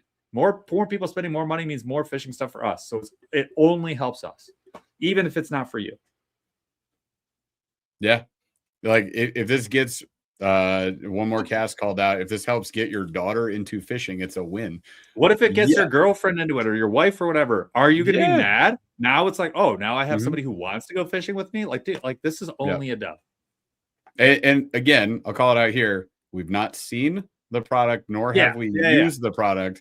So we're not saying that it's going to guaranteed be great, nor are we going to stand here and say it's going to be bad, because you can't tell either. But yeah, think what you want. Anyways, it also, if you want to like get your kids or your wife or significant other or whatever into fishing, and you want to just put nice gear in their hands, and you can do that too. This brand existing doesn't mean that you can't buy Daiwa Shimano products and like give it to a girl. So anyways, it's just a thing, man. Like, can bright green reels not be good? Well, according to some people in chat, what? Let me hear me out. If this does well, and Megabass, someone was just like, I fish a P5 with a bantam reel. That's awesome. What if Megabass goes, oh man, all we had to do was make one that they wanted to buy, and they'll buy this one instead? Why would they just not make that color tomorrow? I don't know. It can be good and also market to someone. Everything's got to be black. Yeah. That's crazy. All right. Next up, we've got the Cast King ALTI, which we actually got to use. Oh, you mean the Alti? Here's the Alti, which we got yelled at for saying out loud. I don't care. I don't work for them. I could say whatever I want. It's the Alti. Not according to the comments. We definitely work for these guys for sure. So we got our hands on the ALTI, and I gotta tell you guys, it's freaking solid. It's $199 on sale right now. If it's like the MG Tie, it'll probably live on sale, but I'm not going to guarantee that to you. But the MG Tie came out. The MG Tie is supposed to be like $399 regular price or something like that. But it's $299 on sale forever. So this might be the same way. They gave us a discount code to share with you guys, which is helpful, but you can get 10% more off with it. Bringing it, what did that to bring it down to 180? It was like 179, something like that. It brings it down to 179.99. Yeah. So we took it out. We had the MG Tie. We fished the MG Tie. We fished the ALTI next to each other, and we couldn't tell that much of a difference. Like, there were definitely like a few things that were for sure different if you look at the specs, but the performance of this one is just about as good as the MGTI. So if you were looking to save $100 and get something decent, you could do that too. I think that the ALTI is the first reel that if you actually pick it up and put a Shimano next to it, it actually competes spec to spec, doesn't have any crazy marketing associated with it, and actually has some advantages. Not all advantages, it's not always better, but it actually can compete at the price. Yeah. Legit. Yeah, and I think just for this, basically what you get with this reel, how smooth it casts, casting distance is really easy. Out of the box was super clean, very smooth. It's a cannon. Yeah, I've bought $200 reels that I do not like nearly as much as this one. One of them was the Abu Garcia Revo SX. Oh, this beats that all day. The second one was the Arc Gravity 5. So this beats that all day. Like I just don't get hating on casking just to hate on casking. This is actually a good reel. And I think that every year they get closer to putting out really good value centric reels where you're going to be in that 100 to 2, let's call it 100 to 250 range. That range is getting better for them. I think the MG Tie was closing the gap. This one is where we really step into, okay, now Casking's putting out reels that I really feel good about recommending. This is one of them. This is one I could give them. So this one's tough. I would go Bates EDC over this. I'd go Bates EDC over a lot of reels, especially because you get the DC. It beats almost everything. Yeah. That said, though, someone called out the Corrado. I have a Corrado. The reason I think this competes, the Corrado's big, heavy. This is unbelievably light, but they both do the same thing. So it's like, if you want to cast lighter stuff or have a wider range of lures, you go this route. If you want the resume, the pedigree of the Shimano, and you're okay with the weight, then you go with the Corrado. Or if you're going to be doing heavier type stuff, like big, heavy cranking stuff, you go that route. This fish is just as good, though. Now, is it going to last as long? Only time will tell. But I've seen nothing that would indicate otherwise with this reel. It's just lighter. It's just as strong. It's titanium, fully aluminum through and through on the frame and everything. Like, it's very, very well done. I mean, the Corrado's a tank. I hear you. But it's heavy. It's $35 more expensive, and it is heavier, but it is a tank. We both have them. We love the Corrado. I do. I have one here. It's on a reel now. It's on a. It's outside now. This is just another option, and Casking's always running sales. So, I mean, there's a very good probability that you can get it for less than $200. Something worth thinking about. And if not, I don't care. And also, don't care. Buy it or don't. Yeah, do whatever you want, man. Read the thumbnail. I just would like. All I'm saying is y'all. The MGTI is not going to be a Gen 2. It's just too expensive. This is the Gen 2. It's cheaper. Fish is better. They took away the giant star drag and they made it aluminum instead of magnesium. This is the exact same reel. That reel fished awesome. This one fishes almost identically. It's like a fraction of an ounce heavier. You'll never notice the difference. It's rock solid. Titanium spool, aluminum body. I don't know what more you want. Well, they want a Corrado, and that's totally that's fine. So then go get a Corrado. There's nothing wrong with a Corrado. You can't, it's just. I guess all I'm saying is like the auto junk to casking, like that has to change for people. It's hard to change, Paul. It's hard to change. Yeah. Yep. Hey, so if you just keep, they'll keep bashing, they'll keep chipping away at it. It'll happen eventually. Eventually, they're gonna get you. All right. Moving on to the Yum Scottsboro Sniper Shad. This is a pretty cool little bait, and I cannot wait for chatterbait time. Like, I've been trying it. I'm testing the waters with the chatterbait right now, trying to see if they start eating it. We're getting close. Water temp today was 42 degrees, so that was not great. But we're close to that point where chatterbait bite's going to go off, and this is going to be maybe my trailer of choice to try for a little while. Longest tail, biggest body. Like, this is like stretched out shad. So if you do need the big chunk and you're chasing a big fish and you're using that half-ounce chatterbait, this is the one. It's really good. And like, look, it's $4, dude, for an 8-pack. What do you want? That's 8-pack at the 3-inch, 4-inch. At the 5-inch, you get a 6-pack. But what do you want? That's wild. Lots of cool colors. And this is a new launch. Yep. Yeah. The colors are awesome. They were just handing them out at the show. If you guys went to the class and you went by the Yum booth, you probably got one of these. It's solid. I'm excited to use it. I think this is a win. banger. And they got 3 sizes, and I'll tell you, the 3 inches is a slapper, dude. Yeah, if you have that Z-Man BFS chatter, the 3-incher could be a banger on there. Because the nice thing about this is, like, yes, I'm always a fan of Z-Man. Love Z-Man for the value, but it does float. So if you need to get down a little further, these aren't buoyant. They're just regular plastic. So, like, this is just another option for you. Yep. Yeah, I like it. I think it's sweet. And it's one that we're going to be using. Yeah, I'll have this one out. Yep. All right. Here's a fun one. This is where we get the people riled up. Oh, jeez. Okay. You guys. So for my no scopers out there, get ready to get angry because the 360 are they still out there? That has to be a smaller contingent these days. The no scope community is still popping off, dude. They're smaller though, right? No. They were going crazy on Dylan Nutt. There's less of them, but they're louder. Maybe that I'll side with you on that. It could be that. Maybe they're just getting angrier and angrier. I don't know. I just have to interrupt here. Everybody, I'm really sorry. Everyone's asking about the Cast King code. I'm sorry. It's not AAA 20, it's AAA 10 specifically for Cast King. Yeah, but it's 10% off. And the reason it's $20 is because it's a $200 reel. So that's why you get $20 off with AAA 10 for Cast King. Sorry. I just want a bunch of people are asking, saying it doesn't work. It does work, but it's AAA 10. AAA 20 was for Evolution. We try to get codes so we can get you guys discounts. Just trying to give you the money. I want to give you the money. Whenever possible, even if we don't work directly with the brand, we're like, can we have a code? Yes. And like we'll pay it back to you guys. So hopefully that is helpful. Sorry about that. But yeah, if you want to get it, sweet. Yeah. So Ryu says, no scope community is strong on all channels. That's what I thought. Like they're going strong, man. They're still pushing it.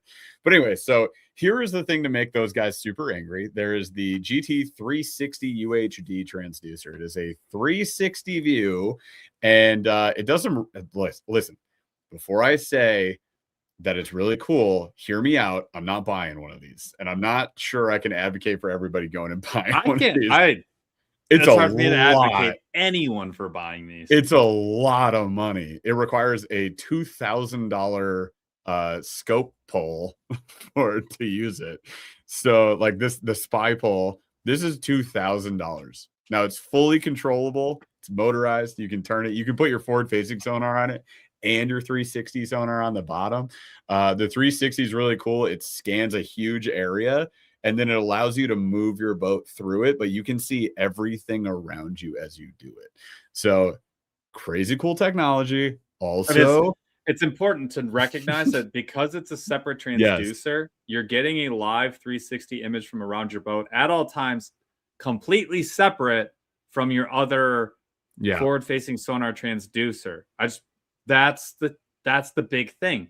So this thing spins around and is constantly updating an image of what's around you flat. So like imagine if this is the screen, imagine if the screen is flat and was just projected all around you, and it's like 100 yards. So it's like a 150-yard circle on either side of you, and it's scanning for like boulders and structure. It's like the ultimate side scan. It's freaking nuts. I saw like this thing live, and it's wildly crazy. Here's the nuts part on that scanning 360. You can actually have a view where you're like, the screen is here. The screen looks flat at the 360, like boulder in 3D out this way, like you were standing on the bottom of the water, looking out into water space and seeing the landscape underwater. Then it overlays a segment, like a vertical segment that just is your forward-facing sonar wherever you point it live on 3D, and you can see all the fish moving around above the ground. It is, it's crazy. It really is pretty crazy, but have we gone too far yet, you guys? Have we gone too far? It's pretty far. But how far? I made the case. I'll ask the question. Yeah. Okay. Captain's beard. We don't say that here. I'm just gonna say that now. Why? You could say that's lame, but that's not how we say things here. So that's one. Two, participate properly or get banned. We will kick you. That's the only thing. So you can say whatever you want about us, but that's not cool. So, dude, check this out. In my opinion, I agree. Whoever said this, great correction. Sinistral, however you say that. He says FFS is actually a different hobby. I actually think that that's like a kind of close. Like it's a totally different way of fishing. And I think Drew Gregory made the point that I like this a lot. He made the point that it's not that it's gone too far yet, but if it keeps going and you can just find every fish, I think that like that's where it's too far. Like you are at a point where like, oh God, fair enough. If Garmin would please God do that, this is what you get for living out here. If anybody could do it, Garmin could do it. Buddy. They would be the ones to fix they would be the ones to fix your internet. I like, he made the point, like when you can see all the fish, that was the skill part. The skill part was knowing where the fish were going to be and then going and getting them. Like, I think that that's pretty fair. That's probably the line where you have to be like, yeah, we have to like limit either the usage or the level of usage to the point where you're not taking away a big portion of the skill. I think that's totally fair. Yeah, I agree. And Just Greg says it's not too far until I can hook it up to my Apple Vision and fish without the screen. You imagine wearing the Apple Vision, like the snowboarding goggles that has a screen in it. I get it, you're just fishing. That's maybe too far. I don't know, man. This thing's wild. It's $1,000. You have to get a $2,000 accessory to use it. That's gross. What I like about the transducer though is it's not finding the fish for you, but it is giving you a crazy good view of what's down below, which when you don't add forward facing sonar, it doesn't go find the fish. It helps you find the spots better and more accurately. I think that actually adds value more so and makes the fishing like gives you another tool versus forward-facing sonar just tells you whether or not there's a fish there. So I actually like this more than I like forward-facing sonar because I feel like it's just a better version of down scan and side scan. Yeah, with structure that stays on your screen instead of scanning by the entire That's time. So cool. Like I think that is cool. Like I actually like this a lot more than some of the other stuff that's come out. Be a cool way to just map out a lake. There's a couple cool new things coming out for that. Deeper has that new like remote boat that they're doing. But there's ways that you can map things out, which is really neat. So well, like for a cat fisherman, you're like, no, I need to find like the spot, not a spot. I just want to know this lake. Yeah, better. That's cool. Yeah. I like that. It's neat, but it's insanely expensive. So I don't know. It's obviously going to do really well because all the boat guys and tournament guys are going to buy it. I can't see us putting this on a kayak, but the dude that we know from Garmin that we talk to every time we see him at a show, he put it on his boat and it's a lot nutty. It's a lot. Yeah, it is. All right, moving on. Done with Garmin. What's next? Oh, a kayak. I was wondering if you put free. This on here. Oh yeah, the Feel Free Super Fish 108. I didn't know the price before I just pulled this up this very second. $19.99. So I'm assuming 10'8", 108 should be 10'8". What are the specs here? So we've got 11.15 feet. Great. 37.4 inches wide, 18-inch height, 150-pound hull weight. So it's up with the big boys, but there's a wheel right here. So that is, I can zoom in on this one. Good. So look at that. That's a chunky wheel too. I thought it was smaller than that. Maybe it is on other models. This one they made big because it's a 150-pound kayak.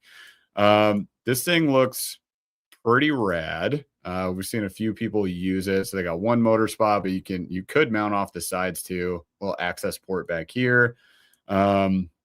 Looks like, they've got mat throughout, including at the front. So they wanted to do the XDR thing. So they put it at the front. Look at the motor mount at the front though, Paul. I want to know your thoughts on this. This is the 4-bolt pattern right here.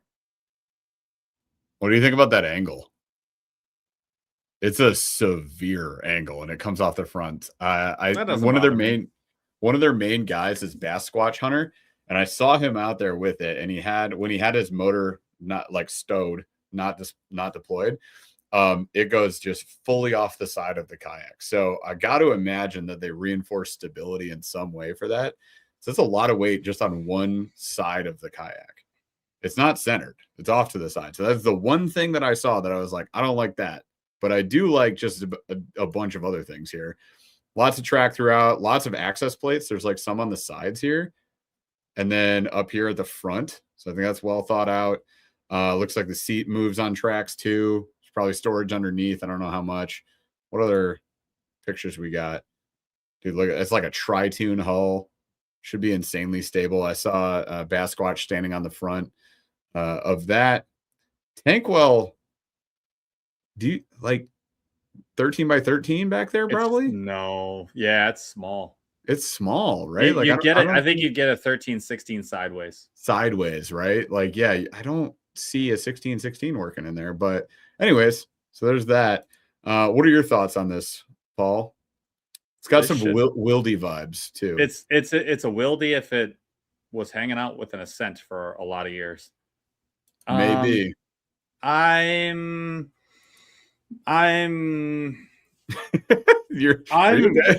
very lukewarm. I don't know how I feel, dude. Okay, look 2K, at all these access ports. Here's the only reason that I will say that at 2K it's a problem for me. Okay. Is that you can still get a bona fide PWR brand new for 2K.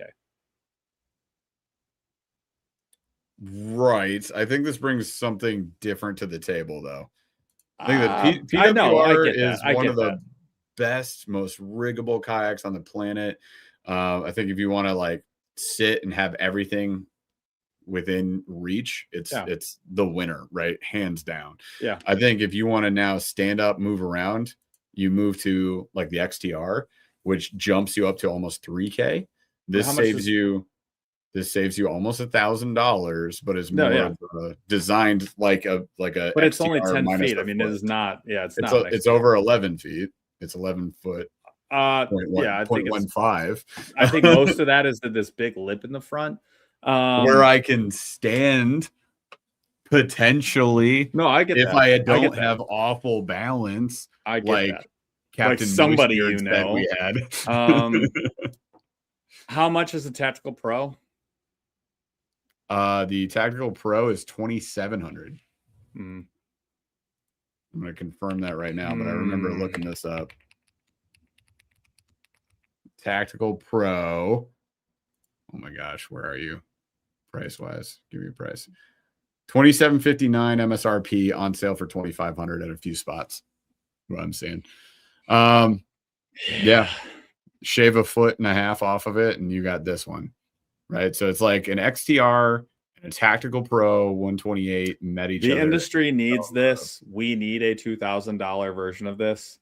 Yep. If I saw someone in it, I'd be like, respect. You're pushing your dollar as far as possible. Mm-hmm. And I think this is a trolling motor, probably mostly kayak. Capacity 485. So well under an XTR. You're running light on this one, but you also bought an 11-foot kayak. So 100 amp hour battery in the back. Mm-hmm. Most of your tackle goes in the front. You put some of the rod storage in the back. You put a power pole in the back. No, you don't even need it. Trolling motor in the front. Call it a day. Oh, it's dual wheels on the back. Yeah, it is. I saw that. That's beast. That's pretty. But like, is it going to be efficient with that back there? I don't know. That looks like a transducer port right there. Yeah. I saw two spots. It looked like for a transducer at the bottom. So it's pretty neat. Is that foot steering? It looks like it. I think it is. Yeah, there's a steering cable right there. So foot steering built in. I would imagine if you don't have a motor on, it must be going to a rudder. If it's like the PWR. Is that it? That's all the picks I get? I had to get into it to decide whether or not I like it at 2K. If like it works, if it goes well, it's also very deep. I can tell right now, and the gunnels are pretty wide. So, yeah, it's probably pretty decent for the price. If it's decent for the price, then it's probably a win for everybody. Yep. It looks like is the foot steering just like staged up to that? I can't tell. It looks like it's just pinned into. I wonder if that's just for a rudder. Are there two rudders? Does it go down to a disc? or is it just held there to then be used to go through this to a steering truck? They wouldn't have. Maybe. Like it's just holding. Yeah, because it has to be out of the way of the. It has to be out of the way of the crate. Right. So maybe it goes through this to and then it just guides back. That's what it is. Interesting. And this is a different type of pass-through plate that they have on it too. So they're doing something a little bit different. Look, I'm not mad about it. I think a 2K big boy is everybody needs that, right. And we always need a budget option. So you know what? I amend my statement. Is it the kayak that I would buy? I would probably, if it were me, pick the PWR. I would sacrifice the space for the quality. That being said, if you want a big boy kayak, this is the only one you can get for 2K. Mm-hmm. You know what? More power to you. Get what you want. Don't buy an Ascend. Hands down. The Sinestral says put a motor on the wheels, make the car kayak that drives to the lake. Dude, no, that's like the James Bond. Yeah, like the Porsche that like went underwater. Yes. He just drove it into the lake and went under. Sheer perfection. Yes, I'm here for it. I love it. Genius. Sign me up. I think this will do okay just because it's feel free, but I do think that we needed this. So I will say good job and thank you. Yep. And like anything else, there's no perfect kayak, so they can always make it better. I don't know. Maybe we'll get a chance to test this thing out. Maybe it is great. Maybe I would love to test this one. Maybe this one I will actually get to try. I mean, to be real with you guys and anybody who asked us about Feel Free, we've been trying to test. I asked them if they would ship us one. They said no. I asked them if they had a dealer nearby. They're checking, but they said probably not, except for Kentucky with their warehouse. Yeah. I asked them if they could ship one from Eco Fishing so that I could do it. I told them I would just try it and give it back. Like, I'm doing what I can do. I would really, really like to get into like 3 different models. I want to try the Dorado really bad. I want to try a bunch of them. I want to try this one. I do. We saw it released. I was like, yeah, I'd get in it. And I still think that. 100%. Yeah, there are several brands that we are doing everything we can to try and get our hands on, but like unable to do so. Jackson is one of them. They are radio silent on all channels. We've reached out a bunch of different ways. Feel Free is one of them.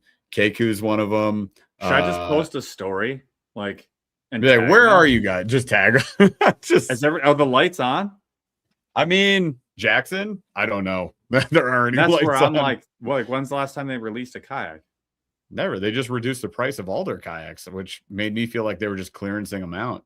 Yeah. But I don't know. There are still tons of people ask about all these things. So guys, we're trying. It's just not always doable, right? Like I'm not going to buy 30 kayaks a year. Like we got to get whatever we can get our hands on. That's how we roll, man. That's the only way we can do that many reviews. It's the only possible way without bankrupting ourselves. So I don't know. We'll see if we can get our hands on them. What's next? We've got bro, I just bought this. Yeah, I just spent a whole bunch of money on Live Fishing. Okay, now I get a discount. Awesome. No, I got one when I did it. But so Live Fishing drops quote unquote the toughest box ever created. Wendell Fishing does a video. He runs it over his truck. Half of the box is cracked on him, half didn't. This one was like the most robust, waterproof, durable like box in his opinion. Cool. I'm willing to test it out and I trust his opinion, so I'll try it. So I ordered this thing up. It is $40. So it's already like, is that the most expensive? Is Busby more than 50. Busby is 40?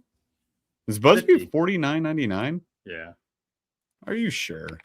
Are you sure? Are you sure about that? The Busby Colony 28 is $43.95. It's the terminal configuration is $50 if you get like all the little cubes and stuff. Yeah. The empty box is like $30. But so the 43 everywhere, $43.95 everywhere.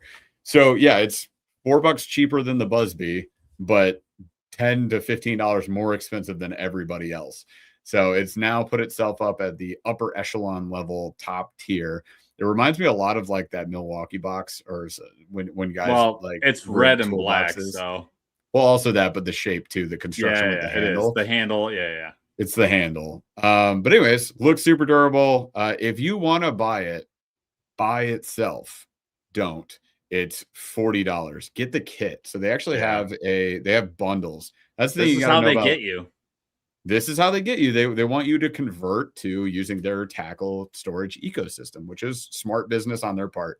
But they had like a bundle. There it is. So if you purchase 4, you get 1 free.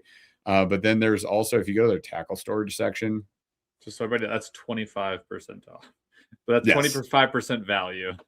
Yep. So instead of spending $40 for 1, you spend $160 and you get 5. So that's how that works. We have bought the Easy Tackle Bag. I have that. They're pretty nice. They are very nice. Like I really do like that. It solves the problem that we had with the 6 cents bag. So it solves a lot of problems for tackle storage. I did, Paul, hear me out. No. Yes. That's what we're supposed to do. I was doing my job. You have to spend $100 to get free shipping. So naturally, they got you. So naturally, God dang it. I put this thing in my cart and I was like, well, I'm not paying $10. Why? Dude, $10 shipping. No, thank you. So I was like, all right, I'll just buy whatever's new. So I picked up the tackle tote, the line bag, the bait bunker, and one of the tackle packs. So we do have some live fishing coming in that we're going to test out. We'll do a review here and on Outdoor Gear Nerds. Had to try it. The tackle tote, it looks like the Z-Man bag. And I'm like, okay, is this the Z-Man bag for $34.99? Let's see. And then line bag, that's more so I would just use that in the office, but I wanted to test that one out too. And then the tackle bag, it's a zipper bag, $12. How does it hold up compared to our favorites? That's what I want to know. So I figured, what's the harm? It's our job. I'll pick them all up. Why not? There you go. All right. What are your thoughts, Paul, on the live fishing bait bunker? Nodding your head. All right. What are your thoughts? They look pretty aggressive. Well, we're on a delay here. I think they look pretty aggressive. I like the bar in the back. I can see the slant is the same as the Busby. And I think that the latches look good. I think, look, at the end of the day, the reason we kind of stick to Evolution is like, I think that's as durable and waterproof as you need for fishing to last you like a lifetime. Like, I don't think that you need much more than that to get 10 years out of a box and make it well worth your money. So this is a lot more expensive do we need it? I don't know. But it's basically a Busby without the modular dividers. So, and then you lose a little bit of space where the handle is. Yep. We'll see. It's coming in, so we'll be testing it out for sure. All right. I think I got one more, unless you can think of anything else, Paul. So I'm gonna go to yes. So we're going to the Arc Sniper 2s. Oh, that too. I already did GLF. Dang it. Well, I have to go back to it. Anyways, GLF has a plastic storage pack. Do you want me to do that first or do the Arc 2? Talk about the Arc Sniper 2, Paul. Tell them to watch the video. My God. The Arc Sniper 2 is, so they came out with these this series of rods. So they are using their version of woven carbon fiber on this, and dude, it's or woven carbon on this one. It is awesome. I use this new version of their version of carbon on the BF rods, the Bass BF rod. Dude, they are legit. They're super light, incredibly sensitive. They feel brittle, but I haven't had any of them crack or break or anything, but they're so light. This series of rods has a little bit softer actions. They're a little bit shorter, not the 711, obviously, but a lot of these are made for shaking a minnow and being a little bit on the finessey side.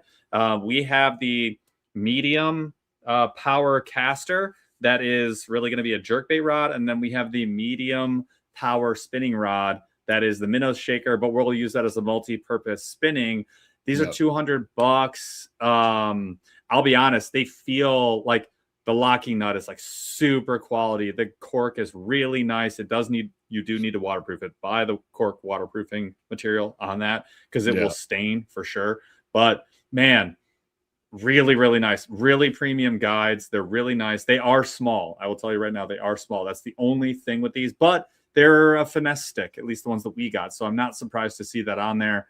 These are great, though. I was actually really excited to use them. Jeff, you got to use the caster because I brought it for you to use for jerk baiting. I've used both. So yeah, the caster right now has the Cast King ALTI on it. So it's like a $400 combo.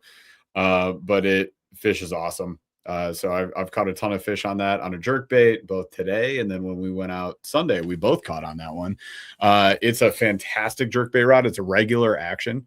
So it's a little different from a moderate, a little different from a fast. You know, it's something a little different. It's almost like the bend is so far down. It's I don't know. Is regular like faster than moderate technically? I think it is. Yeah, I think so. Right. So it's like instead of mod fast, you're getting a regular action. Yeah. So because this is the second regular action rod that I have because the Megabass Levante that I have, which is the flat side special, is also a regular action, which is like pretty powerful, like fast. It's a powerful mod, and it works really well for how I like to fish a jerkbait. Which is pretty aggressive. So like it works really well for me. So it's like snap, snap, pause. And you just feel every single movement. And then you always sense that bite right away. So I can like pause when I get hit. And instead of setting the hook on just one rear treble hook, I can like let them take the jerk bait and I get a higher hookup ratio. That's what I've noticed the last 2 times I went out with it. It's pretty solid. The win here is the way they weave their carbon. Their carbon doesn't feel like anybody's. Nobody's. It is no one's. It almost feels hollow. Like that's how light it is, and the sensitivity is bonkers. That said, I thought I was going to shatter them. Like that was they're so light and sensitive. I thought I was going to. I keep thinking I'm going to shatter them. They feel way more expensive than what they are. I felt that about the Great Lakes Finesse rod too. But it hasn't happened with either of them, and it does feel like the Great Lakes Finesse rod for half the price. The Great Lakes Finesse rod is nicer by a lot, and it is lighter by a lot. It's also $400. This is the poor man's version of that, and it's freaking cool. I think they did. Look, I have yet to get an ARC product on the rod side and be disappointed. Yeah, I've tried 4 at this point. They've all been like 10 because I use spinning and casting of all of them, but every single one has been great. And even like the Viper, the cheap ones have been. That's what got me in the game. Yep. But we've used those. We've used the Invoker was great too, the Tour Series one. And then this one, it's been solid. So I don't know. Arc rods I can recommend the BF day. Oh. Yeah. Yep. Also at that $200 price point, but same carbon. And the reel seat's even better. So there's worth a look, man. Check out Arc. Can't recommend all their reels. But I can say the BFS reel, we love that one. Top tier.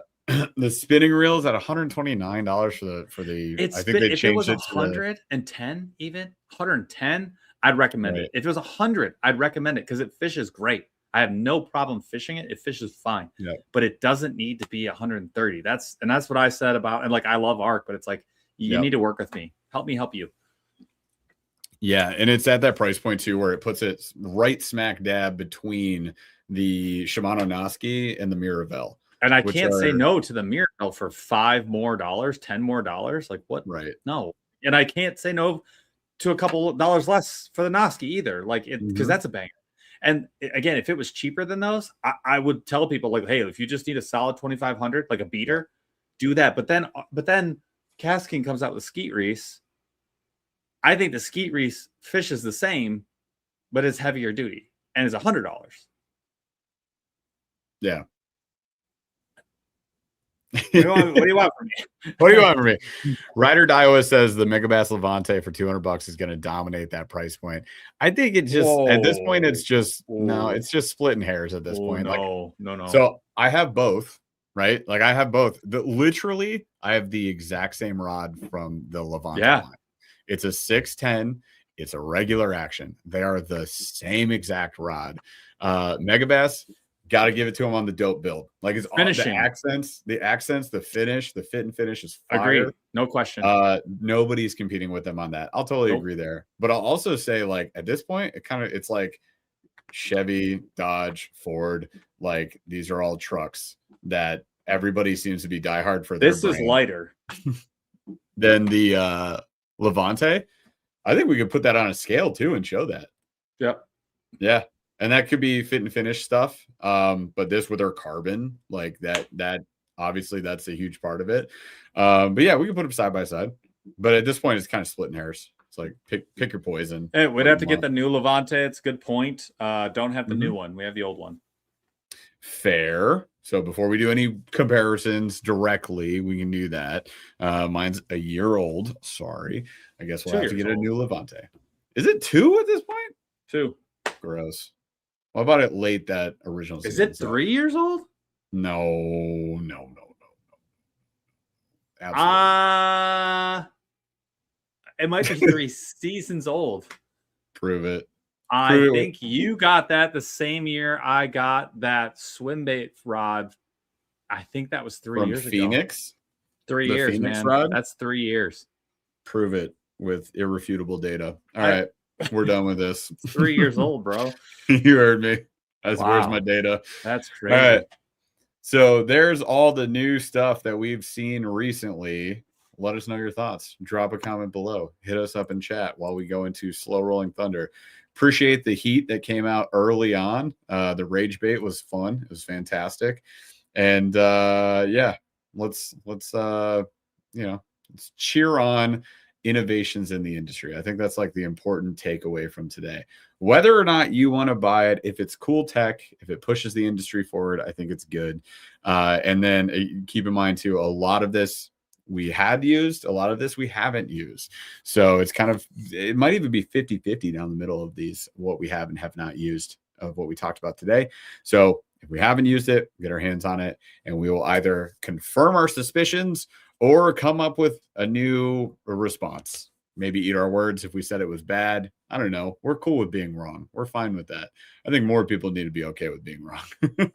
You're making me guess. Yeah. Imagine just needing to be right at all times. No, thank you. All right. Let's dive in. Yeah. Let's dive into Slow Rolling Thunder. What do you say? Yeah. So I want to know, what is the best Chris Farley flick of all time? And there are quite a few to choose from. A lot. There's a lot to choose from for sure. My pick would probably be Tommy Boy, and it's mostly gonna just be because I watched it 1,000 times as a kid, so it's nostalgia's sake. But it is also very good. What about you? Mine is gonna be Black Sheep, which came out relatively close to the same time as Tommy Boy, and also has David Spade. So like, I mean, they're kind of the same movie. If you really think about it. Look, Tommy Boy is legendary. You'll never, it will never not be.